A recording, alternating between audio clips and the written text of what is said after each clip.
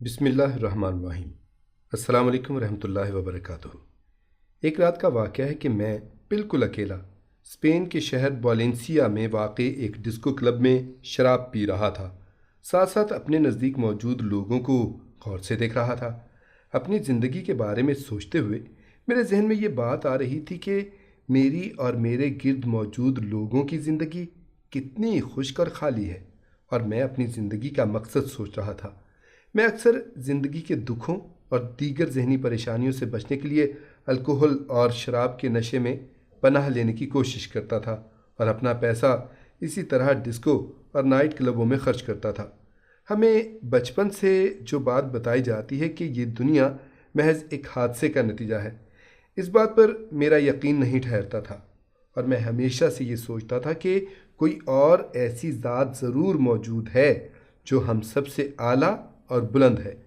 میں نے محسوس کیا کہ مجھے کسی اور ایسے راستے کی تلاش کرنی چاہیے جو کہ اس دنیا کے خالق و مالک کا راستہ ہے، جس نے اس ساری کائنات میں موجود اشیاء کو بترتیب بنایا ہے، اور جس کے حکم سے انسانیت کا وجود ہے، اور ہمارے اندر عقل و دماغ موجود ہے۔ جو مذہب میرے والدین نے مجھے سکھایا تھا وہ میرے روحانی سوالات کا جواب نہیں دیتا تھا، اور میں کسی ایسی چیز کو بنیاد نہیں بنا سکتا تھا جو تضادات سے بھرپور ہو۔ ان تضادات کی وجہ تاریخ انسانیت میں آسمانی صحائف میں ہونے والی تبدیلیاں ہیں۔ میں کسی ایسی چیز کو بنیاد نہیں بنا سکتا تھا جس کو انسانوں نے بنایا ہو اور اس میں غلطیوں کا امکان بھی موجود ہو۔ خدا کے سامنے عبادت کرنے کے ساتھ ساتھ ہاتھ سے بنی ہوئی تصاویر کی عبادت کرنے والی بات بھی میری عقل سے بالاتر تھی۔ میرے اندر موجود روحانی خلا کو فل کرنے کے لیے میں جن چیزوں کا استعمال کرتا تھا ان سے مجھے کوئی فائدہ نہیں ہوتا تھا، بلکہ وہ مجھے مزید خالی اور کھوکھلا کرتی جاتی تھیں، اور میرے اندر اعتماد کی کمی میں بھی اضافہ ہوتا چلا جاتا، اور ان سب باتوں کا نتیجہ یہ نکلتا کہ میں مزید پریشان اور دکھی ہوتا چلا گیا۔ اپنی نوجوانی کے دوران میرا عربی دوستوں سے بہت واسطہ رہا۔ وہ سب میرے بہت اچھے دوست تھے، لیکن میں نے کبھی ان سے دین اسلام کے بارے میں معلومات نہیں لیں، اور نہ ہی یہ بات میرے ذہن میں آئی تھی۔ میں نے بدھ مت، ہندو مت سمیت دنیا کے دیگر مذاہب کے بارے میں تحقیق کی، لیکن اسلام کے بارے میں تحقیق کرنے کا کبھی نہیں سوچا، اور نہ ہی یہ چیز میرے ذہن میں آئی۔ اسلام کے بارے میں میرے اندر کچھ ایسے خیالات موجود تھے جن کی وجہ سے اسلام کے بارے میں سوچنے کا دور دور تک خیال ہی نہ آیا۔ لیکن ایک دن مجھے ایک مراکشی بھائی ملا تو میرے اندر تجسس پیدا ہوا، کیونکہ اس کی چال چلن اور اس کا زندگی کے مسائل کو حل کرنے کا ایک مخصوص طریقہ تھا۔ چنانچہ میں نے اس سے ایسے سوالات کرنے شروع کر دیے جو عام طور پر ایک جاہل کافر کرتا ہے۔ سوالات کا جواب دیتے وقت میری طرف سے اس کو سخت مزاحمت کا سامنا کرنا پڑا، کیونکہ مجھ جیسے ضدی اور بے عقیدہ انسان کو منانا آسان کام نہیں تھا۔ میرے اس رویے کے سامنے اس نے ہمیشہ سکون اور سنجیدگی کا ہی مظاہرہ کیا۔ میں نے تہیا کر رکھا تھا کہ وہ مجھ سے جیت نہ سکے۔ میں ہمیشہ یہ سمجھتا تھا کہ میری بات صحیح ہے، اور میں اگلا سوال کرنے سے پہلے تھوڑا وقفہ چھوڑ دیتا تھا۔ اصل میں میری مزاحمت سچ کے سامنے جھوٹ کے علاوہ کچھ اور نہ تھی، کیونکہ ہم سب جانتے ہیں کہ سچ کو پہچاننا اور ماننا کافی مشکل ہے، سچ کڑوا ہوتا ہے، اور اسلام صحیح طریقے سے سمجھانا بھی کوئی آسان کام نہیں تھا۔ تو ہوا یہ کہ آہستہ آہستہ میری دلچسپی میں اضافہ ہوتا گیا، لیکن ہمیشہ میں نے اپنی مزاحمت کو برقرار رکھا۔ کچھ مہینوں کے بعد میں نے خنزیر کا گوشت کھانا چھوڑ دیا اور شراب پینی بھی چھوڑ دی، کیونکہ میرے اندر ایک تبدیلی آ چکی تھی، اور اب میں ان چیزوں کو اپنا دشمن تصور کرتا تھا۔ اس بات میں کوئی شک نہیں ہے کہ پیدائش کے وقت ہم سب کا دین اسلام ہی ہوتا ہے، لیکن بعد میں والدین کوئی اور راستہ سکھا دیتے ہیں، اور جب میں نے اسلام کو اپنے دل پر اثر انداز ہوتے ہوئے دیکھا تو اس وقت صرف یہ ہوا کہ میں اپنے اصلی دین کی طرف واپس پلٹ آیا جس پر میں پیدا ہوا تھا۔ میں نے اپنے اسلام کو دوبارہ پا لیا، اور اسی وجہ سے ہوش و حواس کے ساتھ میرا جسم ان چیزوں یعنی شراب و خنزیر سے نفرت کرنے لگ گیا۔ اس کے علاوہ بہت سارے اسلامی رسم و رواج میرے اندر پہلے سے موجود تھے۔ بے شک میں خنزیر کھاتا تھا، لیکن ہمیشہ کوشش ہوتی تھی کہ نہ کھاؤں۔ خدا کو ہمیشہ میں واحد جانتا تھا۔ تثلیث کے عقیدے پر میرا ایمان نہ تھا۔ میرا یقین تھا کہ خدا کی کوئی جنس یا تعداد نہیں ہو سکتی، کہ میں خدا کو مذکر یا مؤنث نہیں کہہ سکتا، اور نہ ہی میں خدا کے بارے میں یہ تصور کرتا تھا کہ وہ کہکاف کے کسی اونچے خاندان کی ایک بارش اور قوی ہیکل شخصیت ہے۔ اصل اور سچے اسلام تک پہنچنے کے لیے مجھے ان تمام غلط اور جھوٹے اعتراضات کا رد کرنا پڑا جو عام طور پر اسلام سے منسوب کیے جاتے ہیں، اور ان پر میں اپنے بچپن کے معصوم دور سے اب تک یقین کرتا آیا تھا۔ جب میں نے یہ سب کچھ سوچا تو مجھے دلی طور پر گہرا دکھ پہنچا، کیونکہ میرے معاشرے نے اتنا عرصہ اسلام کو غلط پیش کیا اور میں سچ تک نہ پہنچ سکا۔ مجھے محسوس ہوا کہ اسلام صرف ایک مذہب ہی نہیں، بلکہ انسانی زندگی کا ایک فلسفہ اور مکمل ضابطہ ہے، اور یہ انسان کو اس کی زندگی میں پیش آنے والے ہر کام میں مدد کرتا ہے۔ الغرض اسلام ایک تہذیب کا نام ہے۔ اس مراکشی بھائی سے اتنی لمبی گفتگو کے بعد اب میں نے اس حقیقت کو تسلیم کرنا شروع کر دیا کہ میں اور میرے عزیز و اقارب سب غلط تھے۔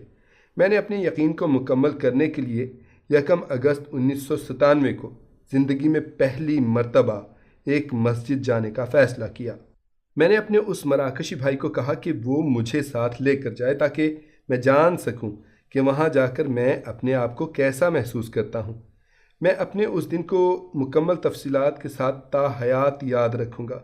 میں اپنے ان جذبات کا اظہار الفاظ میں نہیں کر سکتا جو مسجد میں داخلے کے وقت میرے اندر موجود تھے۔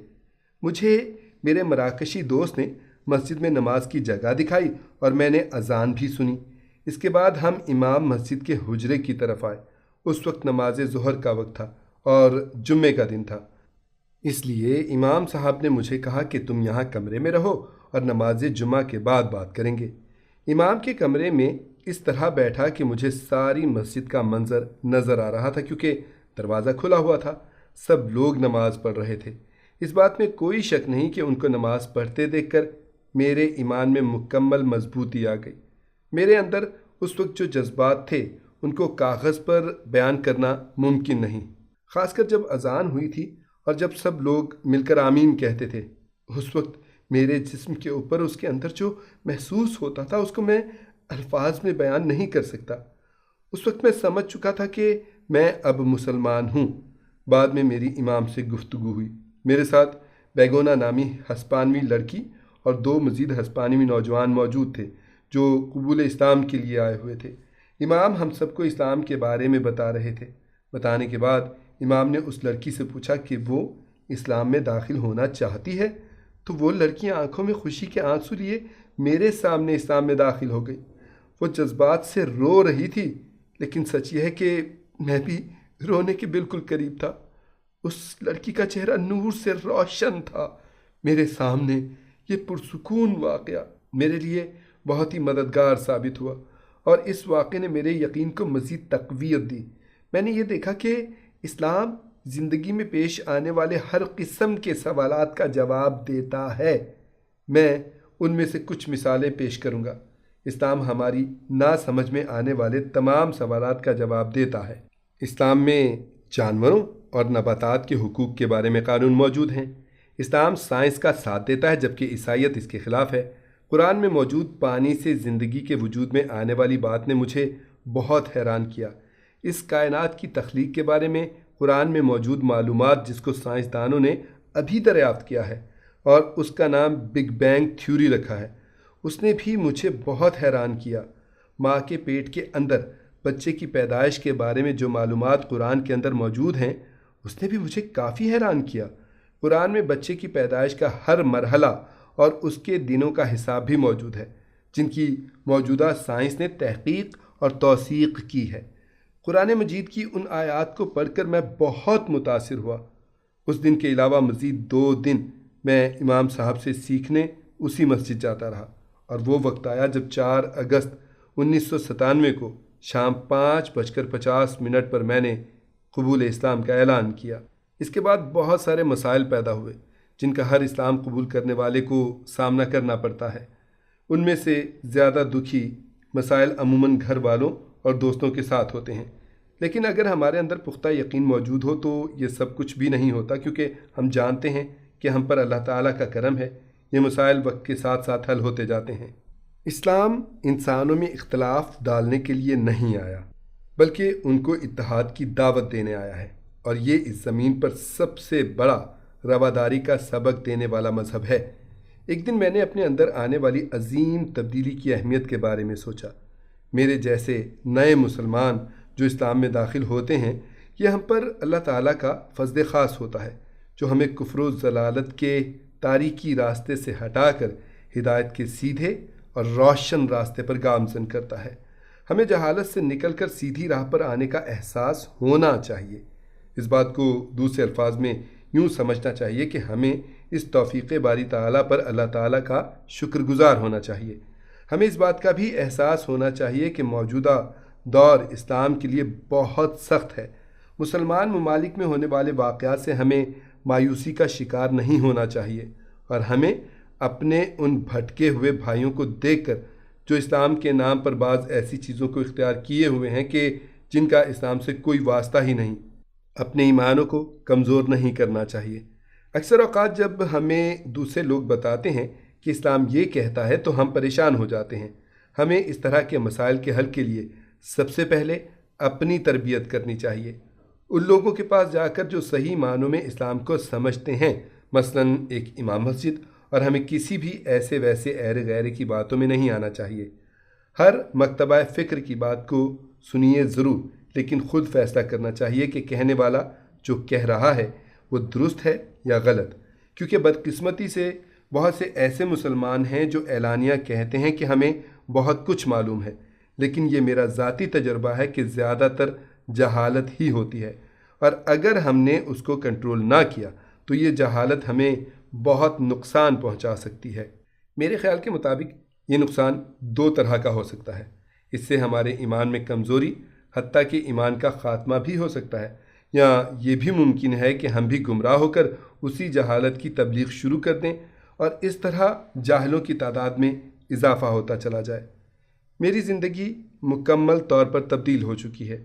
میں اپنے آپ کو ایمان سے لبریز اور مکمل محسوس کرتا ہوں، اور یہ کہا جا سکتا ہے کہ میں اثر نو پیدا ہوا ہوں۔ میرا نام خالد ہے، اور میرا خیال ہے کہ ہمیں اسلام کا اصلی چہرہ پیش کرنے کے لیے جد و جہد کرنی چاہیے، اور اسلام کے نام پر ہونے والے غلط کام کو روکنا چاہیے۔ اللہ تعالیٰ ہم سب کو اسلام کا سچا داعی اور دعوت اسلام کے پرچار کرنے کی توفیق عطا فرمائے۔ آمین یا رب العالمین۔